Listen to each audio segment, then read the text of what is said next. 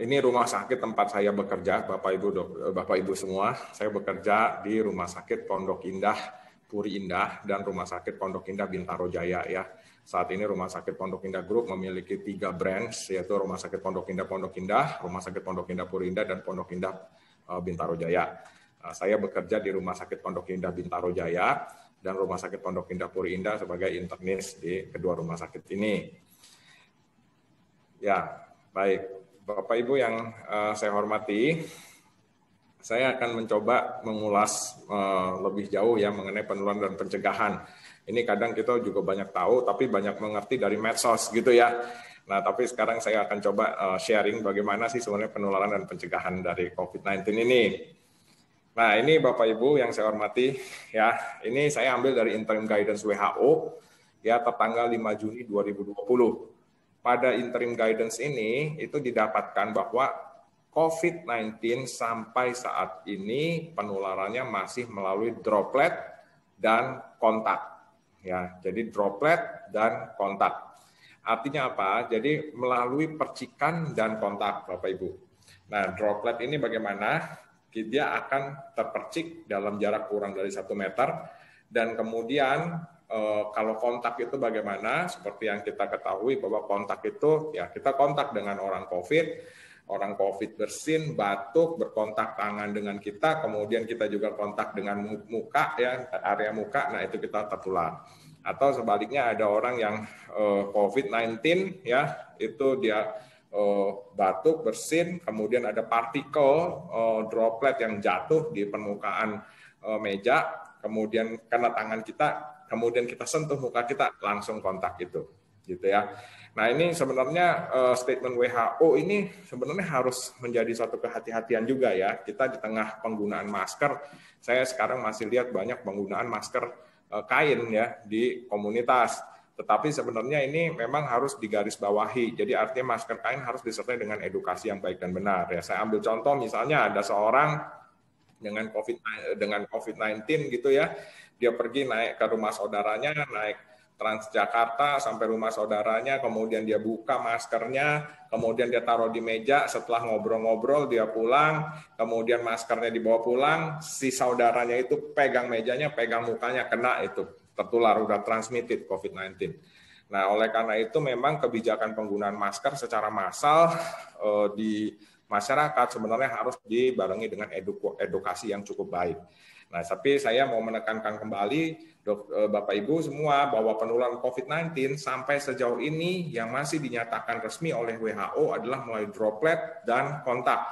Jadi belum airborne ya. Memang ada interim guidance lagi yang dikeluarkan oleh WHO tanggal 1 Desember itu dia mengingatkan kita ya hati-hati kalau makan di restoran, kemudian di kur-kur ya, choir practices itu di ruangan yang indoor dengan ventilasi yang tertutup atau kurang baik. Nah, itu jangan-jangan juga menjadi suatu penularan COVID. Nah, cuman itu ya itu sih masih dia bilang butuh penelitian lebih jauh. Tetapi sampai saat ini dia masih resmi umumnya secara droplet dan kontak, belum airborne kecuali kalau di rumah sakit. Bapak Ibu yang saya hormati, lalu bagaimana dengan pencegahannya? Nah, ini sekilas ya Bapak Ibu, ini yang saya ambil dari Pusat Krisis Kementerian Kesehatan ya, di mana saya bekerja juga sebagai Pokja, anggota kelompok kerja pengendalian dan pencegahan infeksi di Kementerian Kesehatan Republik Indonesia.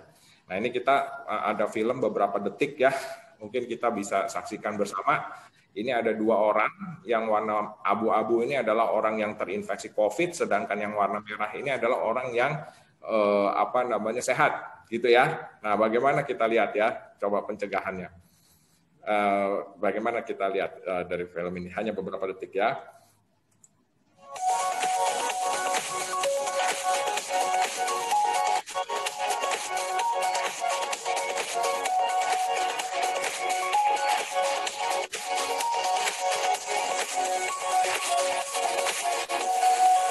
Ya, dari film ini kira-kira yang dikesankan apa kira-kira Bapak Ibu? Dari film ini kita bisa mengesankan bahwa satu yang digunakan atau sebenarnya yang direkomendasikan penggunaannya sebenarnya masker bedah, bukan masker kain. Gitu ya. Yang kedua, kalau kita lihat, kalau orang sehat yang digunakan masker bedah, maka penularannya masih 70%. Jadi kalau misalnya orang sakit itu nggak pakai masker, kita pakai masker bedah, masih 70% kemungkinan kita tertular. Tetapi sebaliknya kalau masker bedah itu dikenakan kepada yang sakit, maka kemungkinan kita tertular cuma 5%. Kalau kedua belah pihak, baik yang sakit maupun yang sehat menggunakan masker, kemungkinan tertular cuma 2%, mau 0% jaraknya kita jauhkan. Kita ulangi sekali lagi ya Bapak Ibu semuanya ya.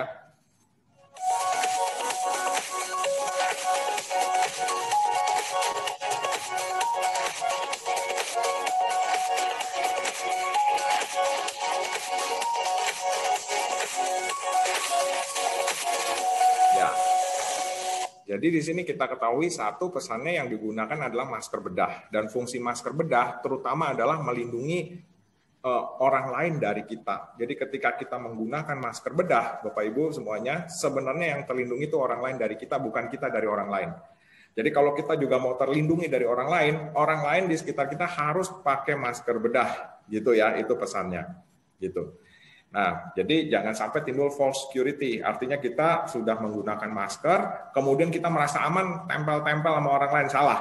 Masker bedah yang direkomendasikan hanya masker bedah, itu sebenarnya hanyalah supaya kita tidak menularkan orang lain. Supaya kita tidak tertular orang lain, maka kita harus jaga jarak. Nah, Bapak Ibu yang saya hormati, ini kalau kita lihat ya, ini penelitian sebelum COVID-19 loh. Jadi pada penelitian ini, ada suatu perbandingan yang disampaikan oleh British Medical Journal ya. Ini satu perbandingan antara tenaga kesehatan yang menggunakan masker kain sama tenaga kesehatan yang menggunakan masker bedah. Ternyata tenaga kesehatan yang menggunakan masker kain, moisture retention, reuse of cloth mask, and pool filtration may result in increased risk of infection. Nah, jadi justru kita alih-alih mencegah COVID dengan menggunakan masker kain, justru kita sebenarnya bisa jadi memperkuat kemungkinan transmisi COVID dengan menggunakan masker kain itu. Apalagi kalau itu, terutama kalau itu tidak diedukasikan oleh pihak-pihak yang berwajib bagaimana menggunakan masker kain. Gitu dong. Gitu ya Bapak Ibu ya. Nah, ini memang ada satu pernyataan lagi dari WHO bahwa penggunaan masker juga justru sudah diramalkan oleh mereka menyebabkan timbulnya suatu false security. Orang dekat-dekat dengan orang lain karena merasa aman dapat dia pakai masker. Padahal, nah ini kita bisa baca tulisan yang merah ini, at present there is no direct evidence from studies on COVID-19 and in healthy people in the community on the effectiveness of universal masking of healthy people in community to prevent infection with respiratory viruses including COVID-19. Jadi dia bilang sampai saat ini belum ada evidence yang menyatakan bahwa kita kalau menggunakan masker secara massal memang ternyata COVID-19 itu turun. Belum ada bukti, Dok, Bapak Ibu semua, belum ada bukti. Ya ini seperti yang terjadi ya. Kita lihat di sini kalau kita pergi ke mall, kita pergi ke pasar, kita pergi ke kantor, secara massal kita menggunakan masker, tetapi ternyata sampai saat ini COVID-19-nya terus naik gitu. Ya. Nah, ini sebenarnya sudah diramalkan oleh WHO ya. Di sini juga ya, at present time the widespread use of masks by healthy people in the community setting is not yet supported by high quality of direct scientific evidence. Jadi sebenarnya dia bilang penggunaan masker secara massal, apakah itu memang bisa menurunkan angka penularan COVID? Belum terbukti secara evidence, secara medis. Begitu. Nah, tetapi yang sebenarnya disarankan penggunaan masker itu adalah untuk orang sakitnya yang dipakai. Nah, tapi sekarang karena kita saling menduga kan, nggak tahu mana yang sakit, mana yang sehat, makanya digunakan secara luas. Tetapi memang yang paling tinggi rekomendasinya adalah masker bedah. Tujuan penggunaan masker bedah supaya bukan mencegah kita tertular dari orang lain, tetapi sebenarnya mencegah kita menularkan orang lain. Gitu, Bapak Ibu.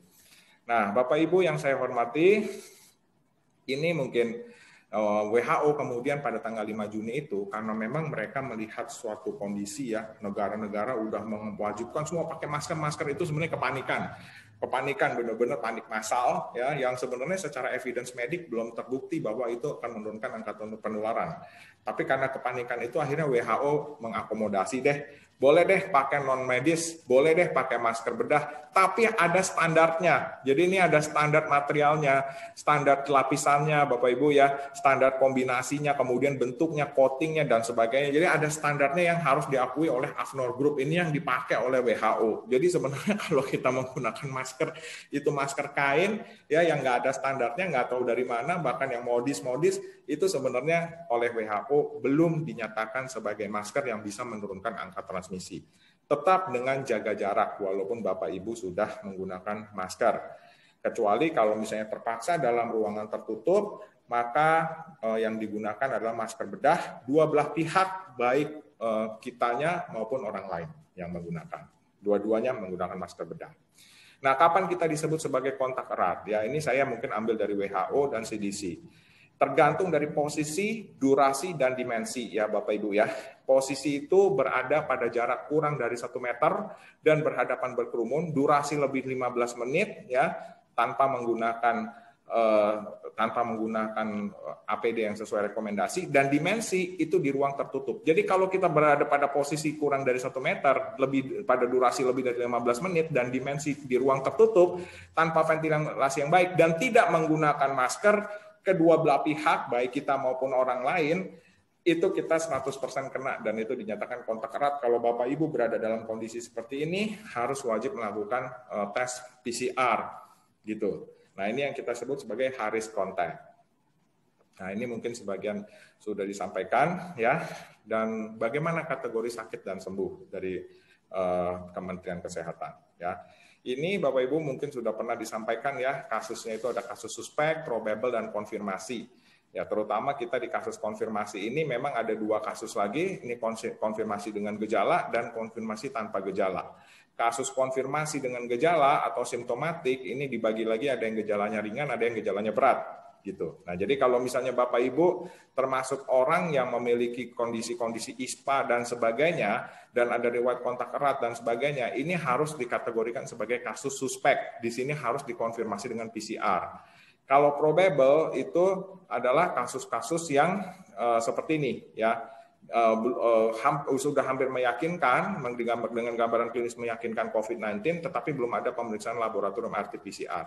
Nah, tapi singkat cerita Bapak Ibu begini, sebenarnya yang mau disampaikan oleh WHO oleh Kementerian Kesehatan ini apa?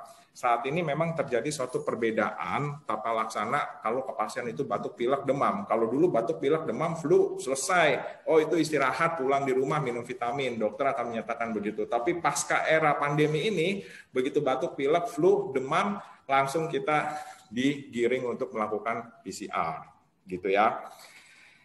Bapak Ibu yang saya hormati, bagaimana dengan perjalanan penyakit COVID-19 itu sendiri? Ya, ini saya ambil dari sebuah guidelines dari IVMS guidelines. Kalau kita lihat Bapak Ibu, ya ini hari yang Bapak Ibu lihat 1, 5, 11, 14, 28 ini adalah waktu atau hari sakitnya orang kena COVID, gitu ya. Sedangkan di sini COVID itu ada 4 fase Bapak Ibu, ya ada 4 fase. Yang pertama adalah fase inkubasi, yang kedua fase simptomatik, yang ketiga fase early pulmonary phase atau fase paru awal, yang keempat adalah late pulmonary phase atau fase paru akhir. Nah, pada fase inkubasi ini kita lihat di sini. Begitu virusnya masuk di sini, virus itu akan berkembang biak di dalam tubuh kita. Dia akan membelah diri gitu ya. Dia akan membelah diri, dia akan bereplikasi. Sampai di hari ke-5, ke-6, ke-7, di sini masuk ke fase simptomatik. Di sini simptom, artinya dia mulai bergejala di sini nih. Jadi mulai dari masuk hari pertama, rata-rata dia mulai bergejala sekitar 5-7 hari setelah pertama kali virusnya masuk. Jadi begitu virus masuk di sini, dia mulai berkembang biak di dalam badan kita, gitu ya, mulai membelah. Masuk di fase simptomatik, di sini dia mulai timbul gejala. Gejalanya variannya bisa macam-macam.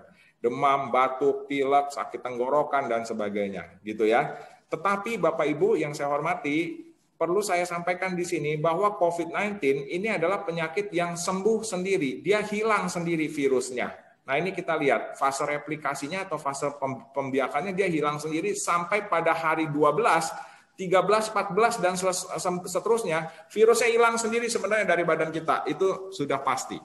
gitu. Jadi COVID-19 ini kalau mantan Menkes yang dulu Pak Terawan menyatakan bahwa COVID-19 ini self-limiting disease, artinya dia penyakit yang hilang sendiri virusnya adalah betul. Jadi virus itu hilang sendiri, tetapi dia di hari ke-12, 13, 14 dia hilang sendiri. Sebagian besar di populasi itu dia sebagian besar di populasi memang aman. Jadi setelah virus itu hilang sendiri, setelah virus itu tidak ada lagi di badan kita, itu selesai, aman. Orangnya aman, damai sentosa, pulang dengan selamat dan sebagainya. Tetapi ada sekitar 5% sampai dengan 7%, Bapak Ibu ya, 5% sampai 7% orang itu begitu virusnya hilang, justru ketika virusnya selesai, fase replikasinya selesai tumbuh, justru di situ terjadi perburukan, Bapak Ibu. Ya, ini yang kita lihat di segitiga yang warna merah ini adalah fase perburukan pada COVID-19.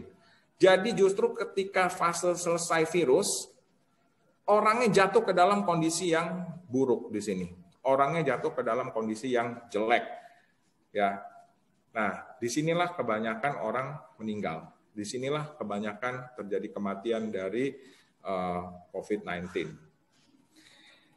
Kalau kita lihat dari logika ini, Bapak Ibu yang saya hormati, kalau kita lihat dari logika ini, maka sebenarnya virusnya kan udah nggak tumbuh. Kalau gitu orang yang kena COVID-19 kemudian meninggal, dia mungkin meninggal di hari ke-14, 15, 16, dan seterusnya. Berarti aman sebenarnya kan? Nggak usah dimakamkan secara COVID, kan udah nggak menular, virusnya udah nggak tumbuh. Ya, tapi itu salah. WHO memang masih menyatakan, walaupun secara ilmu kedokteran, ini bahwa setelah hari ke-12, 13, dan sebagainya, fase replikasi virusnya sudah selesai, sudah habis, ya. Tetapi kemudian meninggal orangnya di situ, WHO masih menyatakan apapun pada hari keberapapun dia meninggal, pada fase apapun dia meninggal, tetap harus dimakamkan secara COVID.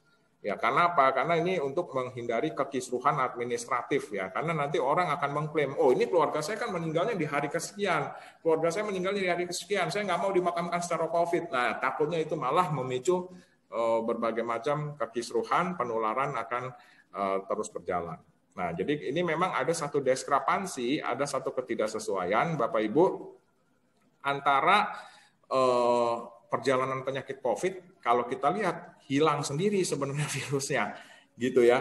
Tetapi sebenarnya di sini yang terjadi membuat orang meninggal itu bukan dari virusnya, tetapi yang membuat orang meninggal adalah reaksi radang di paru-parunya. Immune dysregulation ini adalah suatu kondisi di mana terjadi reaksi radang di paru-parunya sehingga kapasitas parunya jelek, dia jatuh ke dalam ventilator dan akhirnya meninggal, gitu. Nah, tetapi justru memang ini terjadi di fase-fase pada saat virusnya sudah tidak lagi bereplikasi. Nah, ini pada saat ini Bapak Ibu, kita lihat garis yang warna hitam ini adalah pemeriksaan antibodinya nih Bu, Bapak Ibu ya. Jadi justru ketika virus itu sudah hilang, ini Bapak Ibu lihat, dia akan tinggi titer antibodinya. Kenapa? Karena di sini mulai timbul perlawanan dari badan kita. Pada saat timbul perlawanan itu, timbul peradangan di paru-paru, pada saat itu orang jatuh ke dalam kondisi yang jelek. Oleh karena itu biasanya kalau kita hitung, dokter ya di tempat kami, kalau misalnya memang dia jatuhnya di hari ke-11 dan seterusnya, sampai hari ke-28, itu begitu dia masuk di fase ini, yang kita kasih bukan lagi obat antivirus, ya Bapak Ibu ya, yang kita kasih adalah anti-inflamatori. Anti-inflamatori ini anti radang. Jadi pengobatannya itu adalah pengobatan untuk menekan reaksi radang di paru-paru. Gitu. Jadi ini tergantung Bapak Ibu.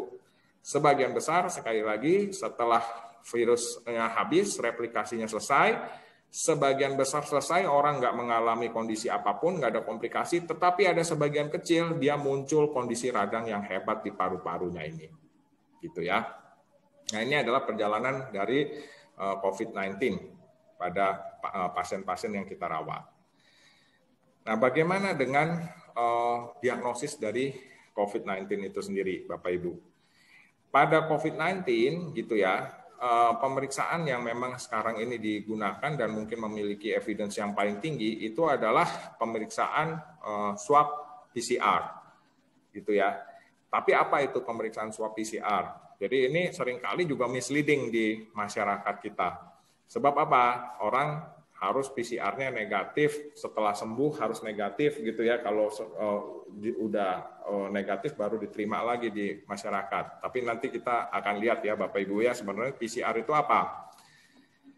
Nah, ini adalah satu skema yang saya bikin ya, mengenai kaidah pemeriksaan PCR.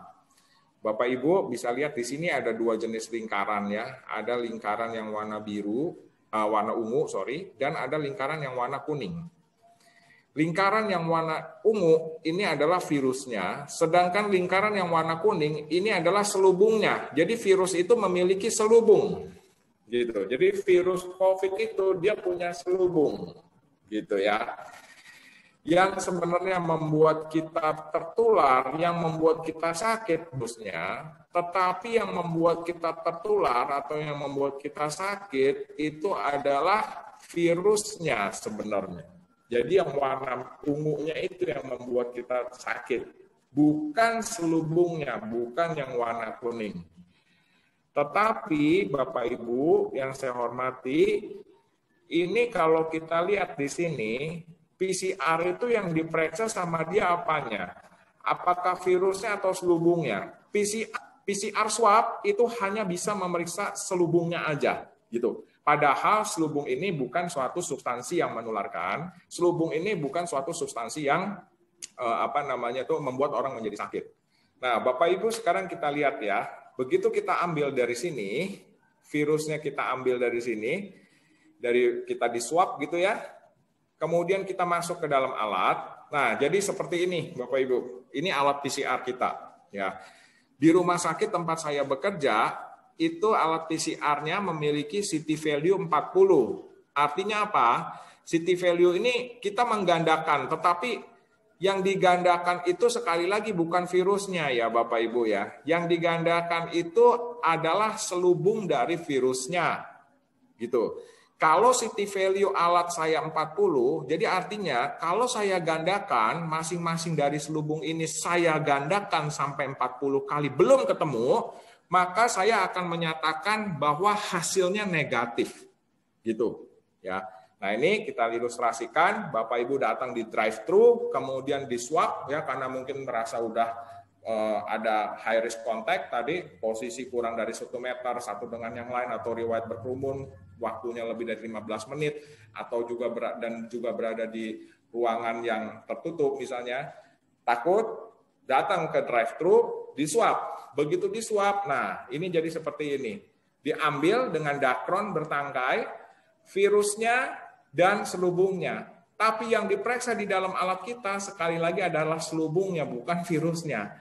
Bagaimana cara pemeriksaan PCR ini berjalan? Kita gandakan dengan alat kita. Cut off-nya 40 di kita. Artinya kalau selubung ini digandakan sampai 40 kali, masing-masing selubung N, selubung E, selubung S, selubung RD-RP, kita gandakan masing-masing 40 kali. Belum ketemu, maka kita akan menyampaikan nilai negatif. Nah, ini kita gandakan ya. Begitu setelah selesai di swab, kita gandakan selubung N, ternyata ketemu nih Bapak Ibu pada penggandaan ke-27. Selubung E ketemu pada penggandaan ke-24.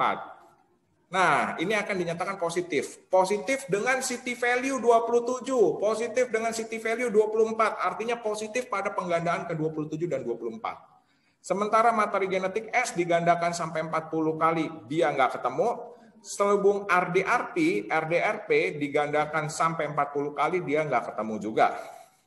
Nah, di sini karena ada dua selubung yang kita ketemukan, maka kita akan bilang, Bapak Ibu, dengan sangat menyesal, kami menyampaikan bahwa hasilnya positif. Bapak Ibu terinfeksi COVID, Bapak Ibu harus minum obat, Bapak Ibu harus diisolasi, dikarantina. Begitu ya. Wah, ini langsung terpukullah kita, masuk ke karantina, diisolasi, dikasih obat dan sebagainya. Nanti akan saya ambil swab lagi ya Pak, ya Bu ya, setelah Bapak Ibu selesai perawatan. Baik Dok, setelah selesai perawatan Bapak Ibu, tadi saya sudah ceritakan ya Bapak Ibu ya, bahwa virus itu mati sendiri, self-limiting disease. Mati sendiri virus itu. Jadi begitu dia mati virusnya udah nggak ada lagi, kondisinya seperti ini Bapak Ibu. Di sini kita lihat yang lingkaran warna ungu udah tidak ada lagi, sudah habis, nggak ada lagi. Tetapi permasalahannya selubungnya yang warna kuning itu dia tinggalkan, dia shading di situ, dia tinggalkan di situ, ya, dan dia bisa menetap nih 1 bulan, 2 bulan, ya, mungkin ada yang 1 minggu, 2 minggu, tapi ada yang 1-2 bulan, bahkan 3 bulan. Nah, begitu diambil yang kedua, oke, ini udah waktunya Bapak Ibu saya ambil lagi. Nah ini kita lihat, bisa jadi pada pemeriksaan kedokteran itu bisa aja terjadi dakronnya itu dia pas kena ya di daerah yang tidak ada materi genetiknya, yang tidak ada selubungnya, Jadi begitu dia masuk ke sini, dia kena di daerah yang tidak ada selubungnya. Begitu dia masuk ke alat, nah jadi seperti ini Bapak Ibu, virusnya udah nggak ada sebenarnya, tinggal selubungnya. Tetapi kemudian karena tadi diambil di daerah, di area yang tidak ada selubungnya, begitu masuk ke alat, kita gandakan selubung N, kita gandakan sampai 40 kali nggak ketemu, E nggak ketemu, S nggak ketemu, RD-RP sampai 40 kali juga nggak ketemu. Nah ini yang seringkali terjadi. Kemudian kita berikan, ya Bapak Ibu selamat, hasilnya udah negatif, Bapak Ibu sudah sembuh, tetapi nanti 2-3 hari lagi, coba kita swab lagi ya, kita PCR lagi. Baik dok, begitu kita swab, begitu kita PCR lagi, gitu ya Bapak Ibu ya. Nah, pas terambil di daerah yang tinggi selubungnya, yang tinggi titer selubungnya, yang tinggi titer materi genetiknya. Sehingga pada saat diambil seperti itu, masuk lagi ke alat, dia positif lagi. Materi genetik N atau selubung N digandakan sampai 37 kali, ketemulah dia di city value 37, materi genetik E ketemu di city value atau di penggandaan ke 36. Materi genetik S dan materi genetik RDRP, selubung S dan selubung RDRP, ya, selubung S dan selubung RDRP nggak ketemu. Tapi ini selubung N dan selubung E, dia ketemu di penggandaan 37 dan 36. Dengan demikian, Bapak Ibu, hasilnya dinyatakan lagi positif. Tapi mau saya tekankan di sini Bapak Ibu bahwa ini bukan artinya terinfeksi lagi, bukan. Gitu ya. Kenapa? Karena ini memang tergantung dari area pengambilannya dan itu bukan kesalahan pengambilan, bukan. Karena setiap alat kedokteran, setiap alat medical itu selalu pasti ada margin of error-nya. Jadi nggak bisa 100% akurat, nggak bisa. Nah, ini banyak terjadi di berbagai macam lapisan, gitu ya. Nah, ini yang seringkali kita sampaikan kepada khalayak awam bahwa bukan artinya terinfeksi lagi. Kenapa? Karena ketika Bapak Ibu sembuh dari COVID, itu muncul antibodi. Jadi ketika tadi saya gambarkan ya, ada titik-titik hitam, antibodinya tuh naik. Nah, antibodi ini sebenarnya yang bisa mempertahankan kita dari serangan COVID berikutnya. Jadi nggak mungkin dalam waktu 1, 2, 3 hari, seminggu, 2 minggu aja menurut hemat saya nggak mungkin kita kena COVID lagi, gitu. Ya, pada umumnya misalnya kita kena demam berdarah aja, misalnya kita kena influenza aja, itu di situ muncul antibodi terhadap influenza. Setelah 2-3 bulan, di atas 3 bulan mungkin baru antibodi titernya turun, bisa kita kena lagi. Nah, COVID juga begitu. Tetapi dengan alat PCR, dengan alat swab ini, Bapak Ibu, yang diperiksa itu adalah selubungnya, bukan virusnya, gitu. Nah, di sini pasiennya pernah marah-marah nih sama kita.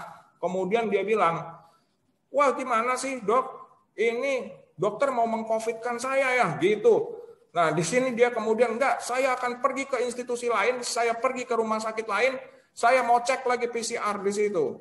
Begitu cek PCR di situ, ternyata apa yang terjadi di institusi tempat dia cek PCR yang kedua, itu ternyata city value cut-off-nya 35, di kita kan 40, di mereka 35. Jadi artinya apa? Kalau digandakan sampai 35 kali dia tidak ketemu, maka dia akan diberikan result negatif gitu kan. Sedangkan di tempat kita ketemunya di penggandaan penggandaan selubung di 37 dan 36. Ya tentu di situ dia negatif karena dia sampai 35 kali negatif akan diberikan result negatif.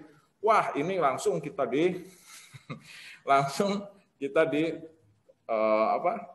kirimin surat. Ya, langsung ya inilah ya jadi dokter juga artinya kita ancam ya, ini rumah sakit mau saya masukin ke koran ya, gitu ya, karena ini mengcovidkan, bukan ya. Dan ini pun beredar nih di khalayak, banyak di khalayak komunitas beredar. Ini bisa terjadi kenapa? Karena terjadi perbedaan cut off dari alat. Karena alat itu udah 30, 35, 40. WHO tidak memberikan cut off alatnya harus berapa.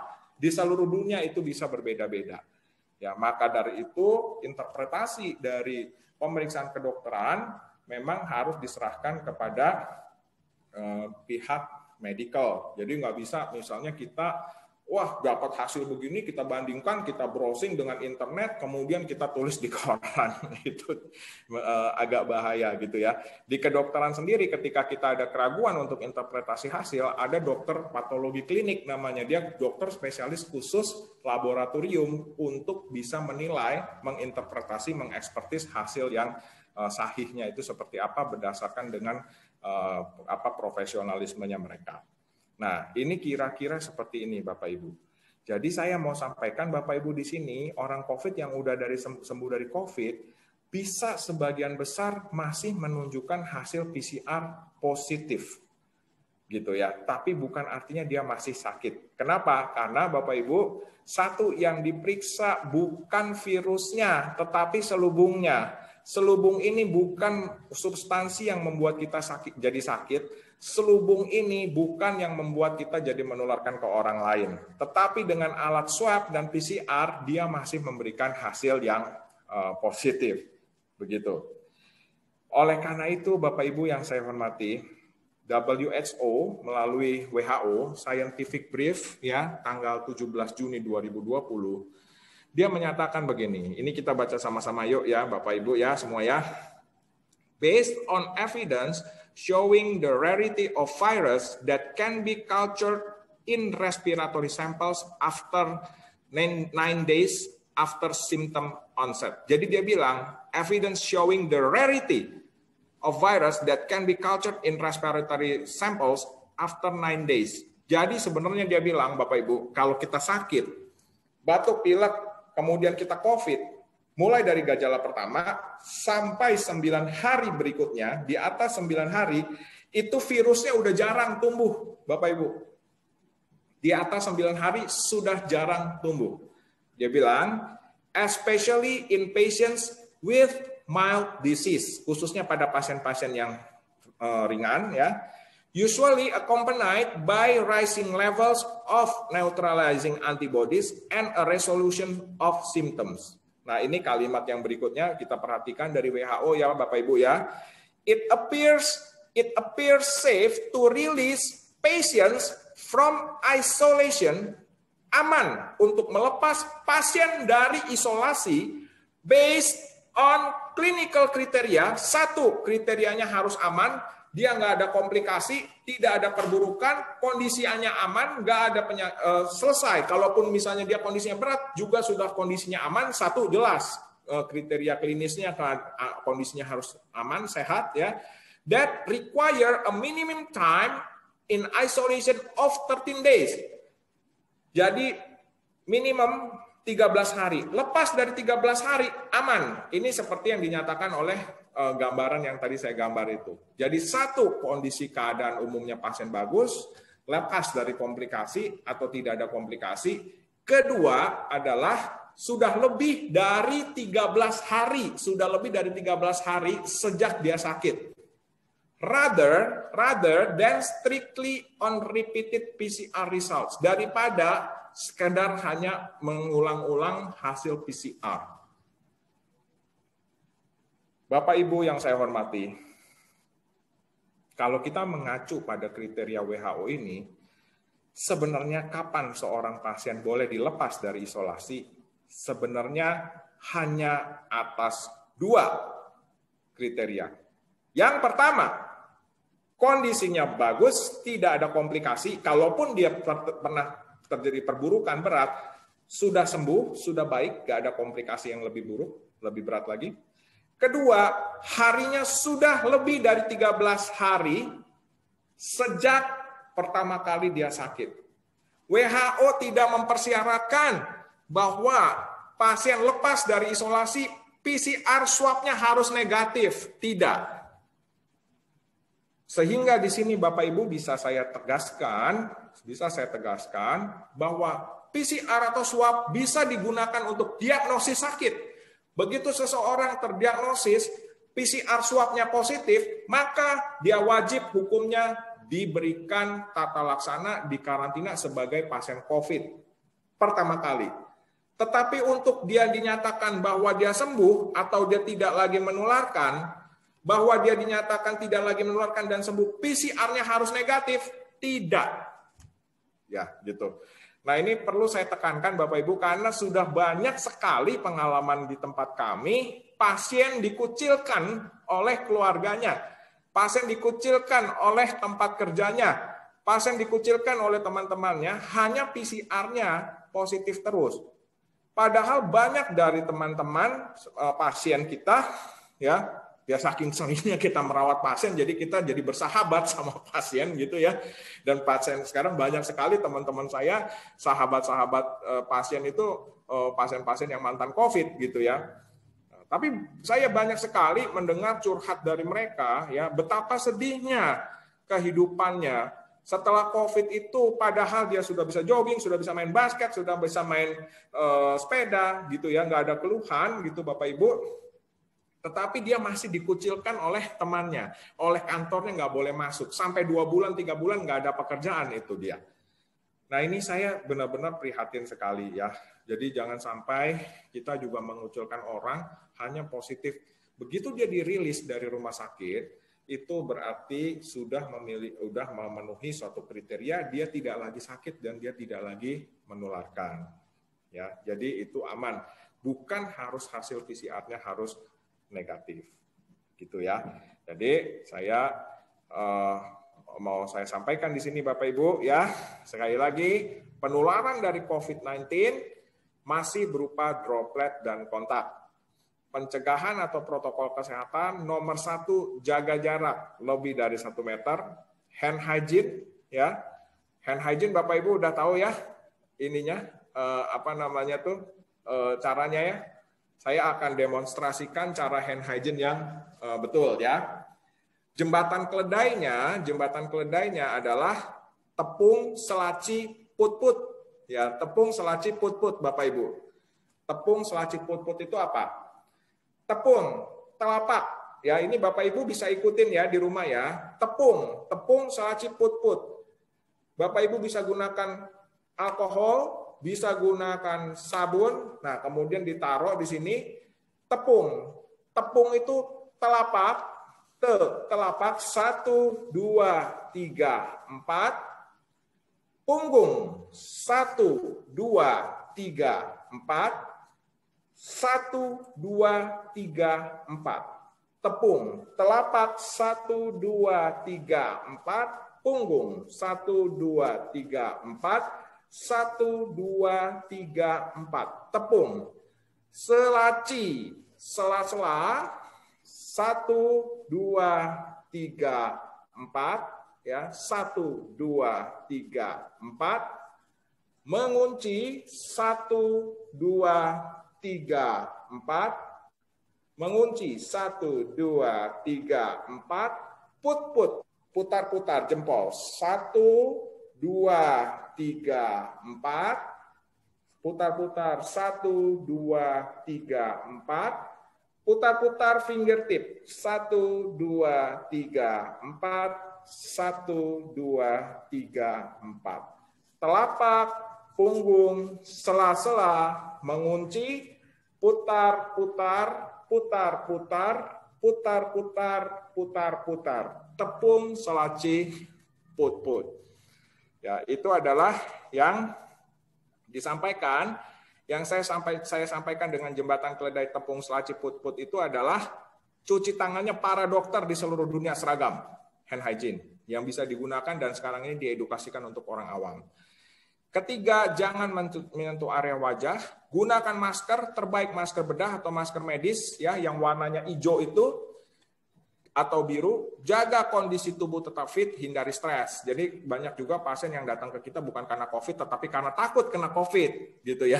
Nah, ini jadi saya suka banyak menghibur orang karena stresnya ya.